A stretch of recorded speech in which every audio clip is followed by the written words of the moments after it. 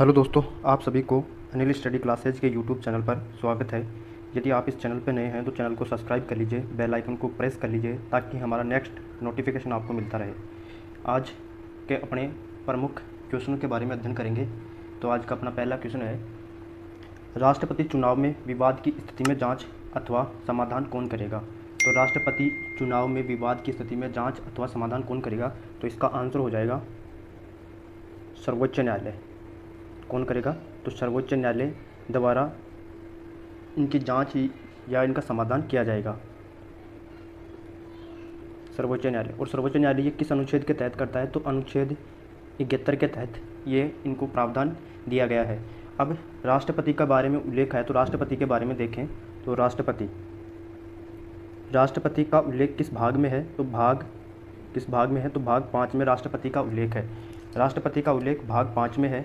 इसके बाद में देखें तो अनुच्छेद 52 क्या कहता है, आर्टिकल 52 क्या कहता है इनके बारे में, आर्टिकल 53 क्या कहता है, आर्टिकल 54 क्या कहता है, आर्टिकल 53 आर्टिकल 54 क्या कहता है।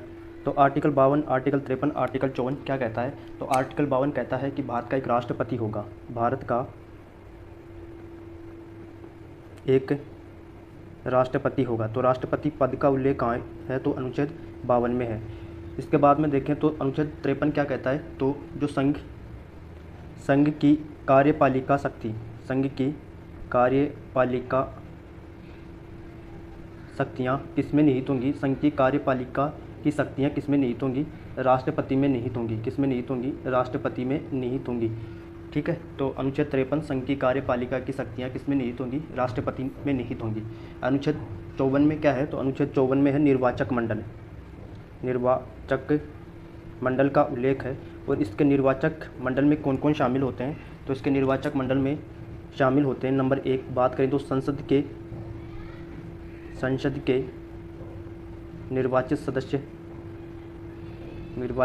सदस्य, नंबर 2 बात करें संसद के निर्वाचित सदस्य, नंबर 2 राज्य विधान सभाओं के निर्वाचित सदस्य, राज्य विधानसभाओं के निर्वाचित सदस्य इसमें शामिल होते हैं। नंबर 3 की बात करें तो नंबर 3 पर आता है दिल्ली प्लस पुडुचेरी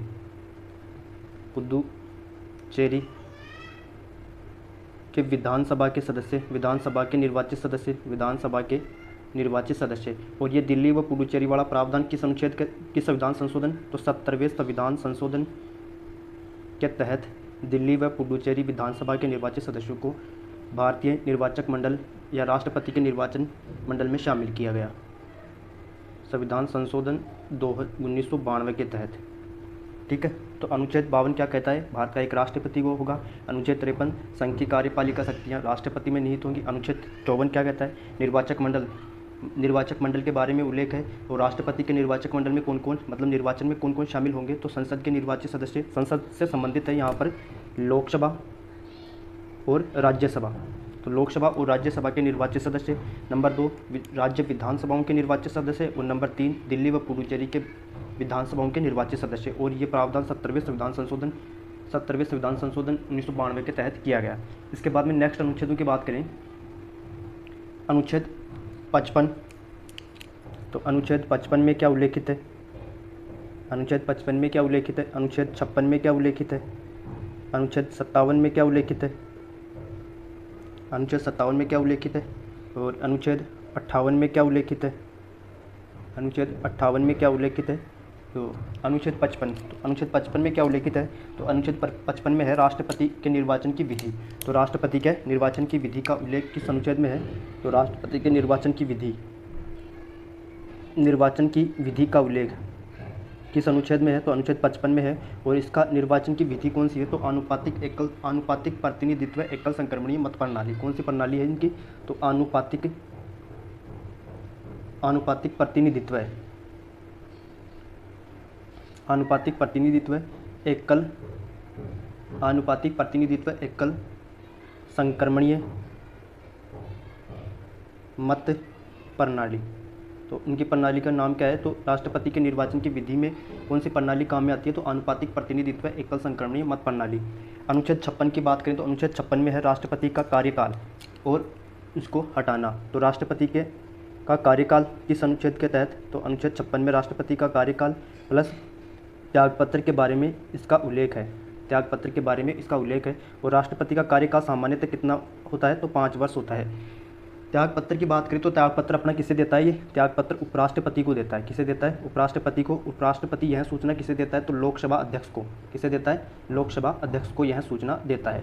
तो उपराष्ट्रपति जो राष्ट्रपति त्यागपत्र देगा उसकी सूचना पहले किस व्यक्ति को देता है, तो लोकसभा अध्यक्ष को देता है। इसके बाद में बात करें अनुच्छेद 57 की। अनुच्छेद 57 में राष्ट्रपति का पुनर्निर्वाचन, राष्ट्रपति का पुनर्निर्वाचन या राष्ट्रपति पद पर या राष्ट्रपति बनने के योग्य व्यक्ति का पुनर्निर्वाचन या पुनर्निर्वाचित किया जा सकता है। तो पुनर्निर्वाचित हो सकता है, तो पुनर्निर्वाचित हो सकता है किस अनुच्छेद के तहत, तो अनुच्छेद 57 के तहत। राष्ट्रपति का पुनर्निर्वाचन अनुच्छेद 57। अनुच्छेद 58 में क्या है, तो राष्ट्रपति पद की योग्यताएं।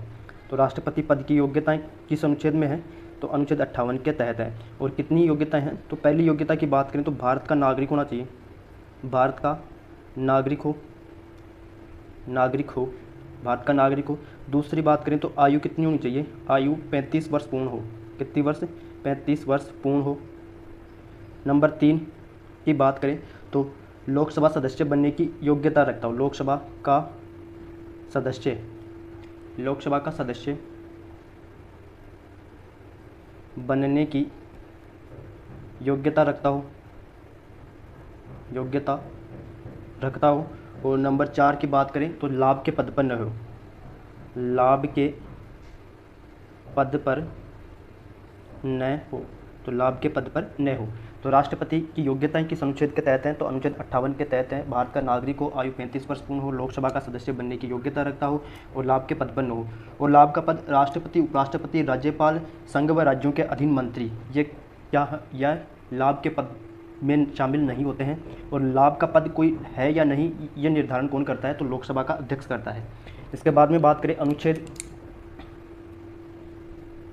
59 की।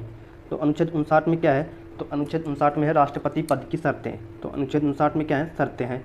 अनुच्छेद 60 की बात करें तो अनुच्छेद 60 में है राष्ट्रपति की शपथ। तो राष्ट्रपति को शपथ कौन दिलाता है, तो राष्ट्रपति की शपथ, और शपथ कौन दिलाता है, तो सर्वोच्च न्यायालय का मुख्य न्यायाधीश, सर्वोच्च न्यायालय का मुख्य न्यायाधीश या सर्वोच्च न्यायालय का वरिष्ठ न्यायाधीश। मुख्य न्यायाधीश अनुपस्थित हो तो सर्वोच्च न्यायालय का वरिष्ठ न्यायाधीश भी से राष्ट्रपति को शपथ दिलाता है। इसके बाद में राष्ट्रपति का अगला अनुच्छेद देखें तो अनुच्छेद 61 में क्या है, तो राष्ट्रपति का महाभियोग, वो जो हटाने की प्रक्रिया है उसे महाभियोग कहा जाता है और ये संविधान का अतिक्रमण करने पर किया जाता है। तो महाभियोग की प्रक्रिया का उल्लेख किस अनुच्छेद में है, तो अनुच्छेद 61 के तहत महाभियोग की प्रक्रिया का उल्लेख है। तो महाभियोग की प्रक्रिया अनुच्छेद 61 के तहत। इसके बाद में अनुच्छेद 71 में है राष्ट्रपति उपराष्ट्रपति के चुनाव में जो विवाद उत्पन्न हो जाते हैं, राष्ट्रपति प्लस उपराष्ट्रपति के चुनावों में जो विवाद उत्पन्न होते हैं में विवाद की स्थिति में उनका निपटारा कौन करता है, तो उनकी जांच कौन करता है, तो सर्वोच्च न्यायालय करता है। कौन करता है, सर्वोच्च न्यायालय द्वारा की जाती है। किनके द्वारा की जाती है, सर्वोच्च न्यायालय के द्वारा की जाती है, सर्वोच्च न्यायालय द्वारा की जाती है। अनुच्छेद 72 में है राष्ट्रपति का समाधान, कोई व्यक्ति किसी व्यक्ति की सज़ा को कम या माफ़ कर सकता है इस अनुच्छेद के तहत राष्ट्रपति, तो अनुच्छेद 72 के तहत। अनुच्छेद 108 के तहत है संयुक्त बैठक, राष्ट्रपति दोनों सदनों की संयुक्त बैठक बुला सकता है किस अनुच्छेद के तहत, तो अनुच्छेद 108 के तहत किसका उल्लेख है, संयुक्त बैठक का। और अनुच्छेद 123, तो अनुच्छेद 123 में राष्ट्रपति का अध्यादेश किस अनुच्छेद के तहत है, तो अनुच्छेद 123 के तहत राष्ट्रपति का अध्यादेश। और अनुच्छेद 143 के तहत राष्ट्रपति सर्वोच्च न्यायालय से क्या मांग सकता है, परामर्श मांग सकता है। क्या मांग सकता है, परामर्श मांग सकता है।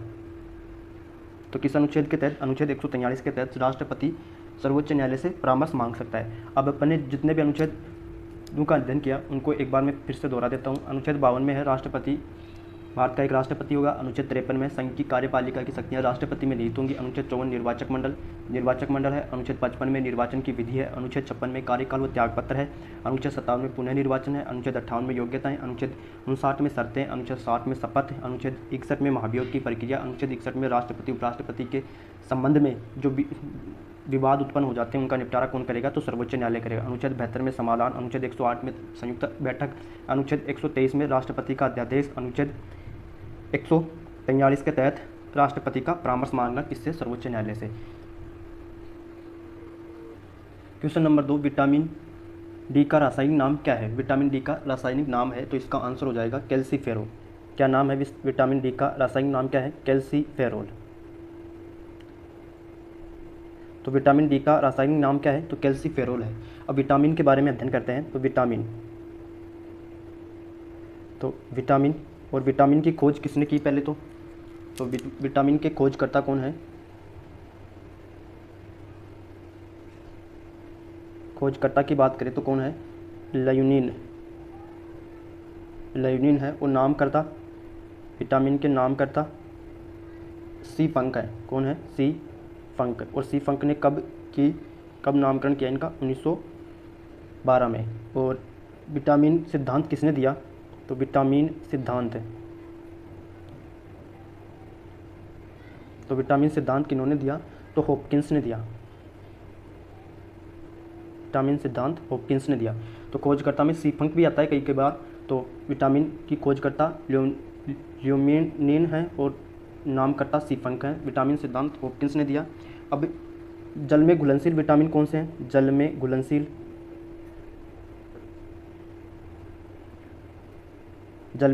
विटामिन और वसा में घुलनशील विटामिन।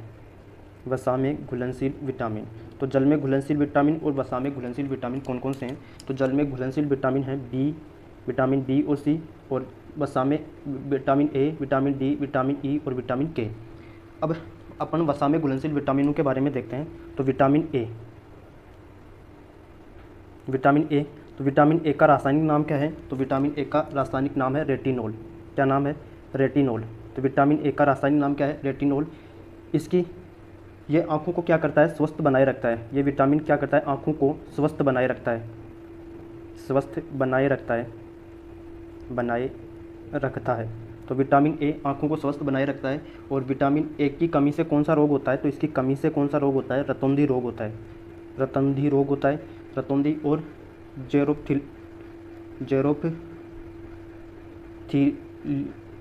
जेरोप्थीलिया। तो इसकी कमी से कौन सा रोग होता है, जेरोप्थीलिया और रतौंधी रोग होता है। तो विटामिन ए की कमी से कौन कौन से रोग होते हैं, तो विटामिन ए की कमी से रतौंधी, जिसमें रतौंधी में रात को दिखाई नहीं देता है। और जेरोप्थीलिया को कहा जाता है आँखों का सूखा रोग भी कहा जाता है। तो विटामिन ए का रासायनिक नाम क्या है, रेटिनोल है। इसके बाद में देखें विटामिन डी।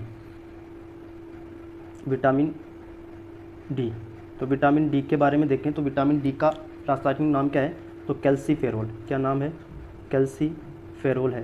विटामिन डी का रासायनिक नाम क्या है, कैल्सीफेरोल है। इसे सूर्य का विटामिन भी कहा जाता है, इसे सनशाइन विटामिन भी कहा जाता है। सनशाइन अथवा धूप का विटामिन भी कहा जाता है, किस विटामिन को धूप का विटामिन कहा जाता है, तो विटामिन डी को। इसकी कमी से बच्चों में कौन कौन से रोग होते हैं, तो इसकी कमी से बच्चों में हो जाता है रिकेट्स रोग हो जाता है। इसकी कमी से बच्चों में रिकेट्स रोग होता है। और वयस्कों में बात करें तो वयस्क या बुजुर्गों में तो इसकी कमी से कौन सा रोग होता है, तो ओस्टियोमलेशियाई रोग होता है। कौन सा रोग होता है,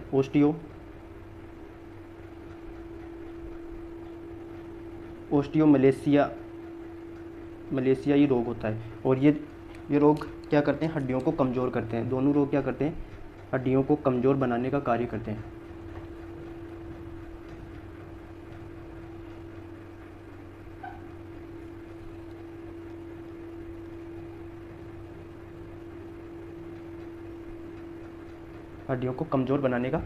हैं। तो विटामिन डी का रासायनिक नाम क्या है, कैल्सीफेरोल। सनशाइन का विटामिन, धूप का विटामिन। बच्चों में रिकेट्स और वयस्कों में ओस्टियोमलेशियाई रोग होता है विटामिन डी की कमी से। इसके बाद में देखें तो विटामिन डी के बाद में देखें तो विटामिन कौन सा आता है, विटामिन डी के बाद में विटामिन ई। विटामिन ई, तो विटामिन ई का रासायनिक नाम क्या है? टोकोफेरोल है। क्या नाम है? टोकोफेरोल है। तो विटामिन ई का रासायनिक नाम टोकोफेरोल है और इसे सुंदरता का विटामिन भी कहा जाता है। और इसकी कमी से कौन सा रोग होता है? तो बांझपन आता है। इसकी कमी से क्या आता है? बांझपन, और इसे सुंदरता का विटामिन भी कहा जाता है। इसके बाद में विटामिन के, विटामिन के की बात करें तो विटामिन के का रासायनिक नाम क्या है? नेप्थोक्विनिन, फेनोक्विनिन और मेनाक्विनिन। तो क्या क्या नाम है रासायनिक नाम? नेप्थोक्विनोन, नेप्थोक्विनोन, फेलोक्विनोन और मेनाक्विनोन। तो विटामिन के रासायनिक नाम नेफ्टोक्विनोन, फेनोक्विनोन और मेनाक्विनोन। और इसकी इसकी कमी से क्या नहीं होता है? रुधिर का थक्का नहीं बनता है। तो इसकी कमी हो जाने पर रुधिर का थक्का नहीं बनता है, रुधिर का थक्का नहीं बनता है। इसकी कमी से रुधिर का थक्का नहीं बनता है, रुधिर का थक्का नहीं बनता है। और ये रक्त का थक्का बनाने का भी कार्य करता है। कौन सा विटामिन? विटामिन के। नेक्स्ट विटामिन है अपना विटामिन सी। तो विटामिन सी का रासायनिक नाम है एस्कॉर्बिक अम्ल, एस्कॉर्बिक अम्ल इसका रासायनिक नाम है। और इसकी विटामिन सी की कमी से कौन सा रोग होता है? स्कर्वी रोग होता है। कौन सा रोग होता है? स्कर्वी रोग होता है, जिसमें मसूड़ों में खून आना आरंभ हो जाते हैं। इसके बाद में बात करें विटामिन बी1 की, विटामिन बी1। तो विटामिन बी1 का रासायनिक नाम क्या है? तो विटामिन बी1 का रासायनिक नाम है थायमीन। क्या नाम है? थायमीन है। और विटामिन बी की कमी से कौन सा रोग होता है? तो बेरी रोग होता है। कौन सा रोग होता है? बेरी रोग होता है इसकी कमी से। और बेरी रोग में क्या होता है?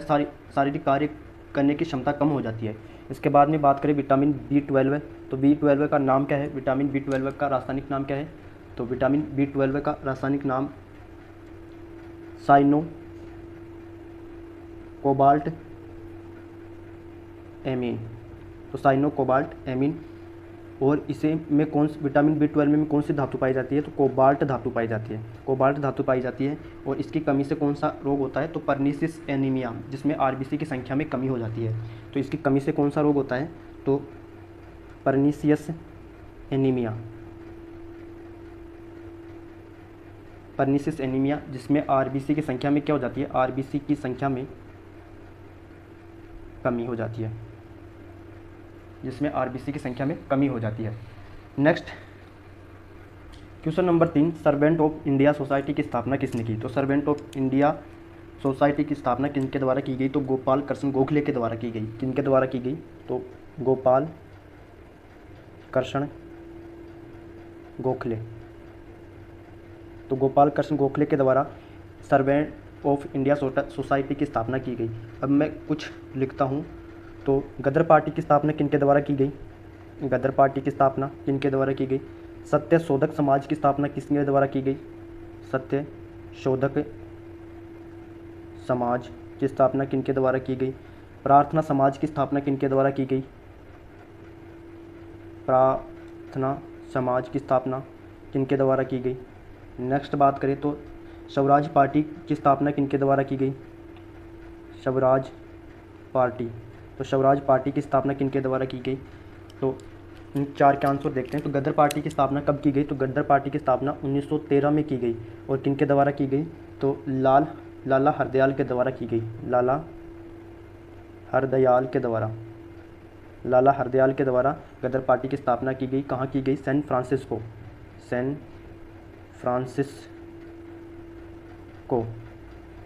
फ्रांसिस्को यूएसए में इसकी स्थापना की गई। सत्य शोधक समाज की स्थापना किनके द्वारा की गई? तो सत्य शोधक समाज की स्थापना ज्योतिबा फुले के द्वारा की गई। ज्योतिबा फुले। तो ज्योतिबा फुले के द्वारा की गई। और इनकी पुस्तक का नाम क्या है? तो गुलामगिरी इनकी पुस्तक है। गुलामगिरी इनकी पुस्तक का नाम हो जाता है। नेक्स्ट बात करें प्रार्थना समाज की स्थापना किनके द्वारा की गई? तो आत्माराम पांडुरंग के द्वारा की गई। आत्माराम पांडुरंग के द्वारा सत्य शोधक समाज की स्थापना की गई। और स्वराज पार्टी की स्थापना कब की गई? तो 1923 में की गई। और किनके द्वारा की गई? चित्तरंजन दास, CR दास प्लस मोतीलाल नेहरू के द्वारा की गई। मोतीलाल नेहरू के द्वारा स्वराज पार्टी की स्थापना की गई। नेक्स्ट क्वेश्चन है आनंद मठ उपन्यास के लेखक कौन है? तो आनंद मठ उपन्यास के लेखक कौन है? तो बंकिम चंद्र चटर्जी। कौन है? बंकिम चंद्र चटर्जी। तो बंकिम चंद्र चटर्जी के द्वारा कौन सा उपन्यास लिखा गया? आनंद मठ लिखा गया। अब मैं पूछता हूँ कि इंडिया डिवाइडेड किसकी पुस्तक है? तो इंडिया डिवाइडेड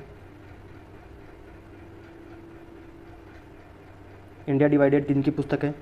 सत्य के साथ मेरे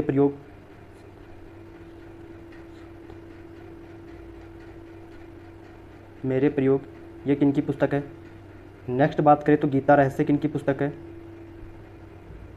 गीता रहस्य किनकी पुस्तक है? नेक्स्ट देखें तो इंडिया स्ट्रगल किनकी पुस्तक है? इंडिया स्ट्रगल किनकी पुस्तक है? इंडिया स्ट्रगल किनकी पुस्तक है? और नेक्स्ट बात करें तो गुलामगिरी किनकी पुस्तक है? गुलामगिरी किनकी पुस्तक है? और नेक्स्ट पुस्तक की बात करें तो बंदी जीवन किनकी पुस्तक है? तो बंदी जीवन किनकी पुस्तक है? ये कुछ पुस्तकें हैं जो किन किन की पुस्तकें हैं ये। तो इंडिया डिवाइडेड किनकी पुस्तक है? तो डॉक्टर राजेंद्र प्रसाद की। कौन सी है? इंडिया डिवाइडेड पुस्तक है डॉक्टर राजेंद्र प्रसाद की। तो डॉक्टर राजेंद्र प्रसाद की कौन सी पुस्तक है? डॉक्टर राजेंद्र प्रसाद की इंडिया डिवाइडेड। सत्य के साथ मेरे प्रयोग महात्मा गांधी की पुस्तक है। महात्मा गांधी की पुस्तक है। सत्य के साथ मेरे प्रयोग महात्मा गांधी की पुस्तक है। नेक्स्ट बात करें तो गीता रहस्य किनकी पुस्तक है? गीता रहस्य बाल गंगाधर तिलक की पुस्तक है। किनकी पुस्तक है? बाल गंगाधर तिलक की पुस्तक है। बाल गंगाधर तिलक। तो बाल गंगाधर तिलक की पुस्तक कौन सी है? गीता रहस्य। इंडिया स्ट्रगल किनकी पुस्तक है? तो सुभाष चंद्र बोस की पुस्तक है। सुभाष चंद्र बोस। तो सुभाष चंद्र बोस की कौन सी पुस्तक है? India struggle.